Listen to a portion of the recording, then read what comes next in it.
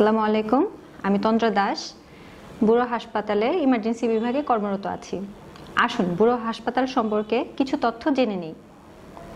বদলেছে সময়, বদলেছে মানুষের জীবনযাত্রার মান। আর এই বদলানোর সময়ে প্রসূতি মায়েরা ঝুঁকছেন সিজারিয়ান ডেলিভারিতে। ঠিক সেই সময়ে নর্মাল ডেলিভারি করাতে টাঙ্গাইল জেলার কালুটিয়া গ্রামে প্রসূতি মায়ের পাশে দাঁড়িয়েছেন বুড়ো হসপিটালের একদল দক্ষ ডেলিভারি টিম। আমাদের বাড়ি গালটিয়া।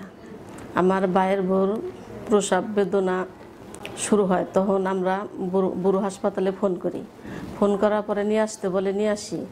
তারপর ডাক্তাররা দেখার পরে অনেক চেষ্টা করার পরে নর্মালে বাচ্চা ডেলিভারি হয়। এখন বাচ্চা সুস্থ আছে, বাচ্চার মাও সুস্থ আছে। বুড়ো হাসপাতালের অনেক সুন্দর সেবা দিছে, অনেক চেষ্টা করছে। আমার প্রসব বেদনা ওঠে, আসার পর ওনারা আমাকে দেখে এবং ওনাদের যে টিম আছে ওনাদের দ্বারা আমাকে অনেক সুন্দর সেবা দেয়।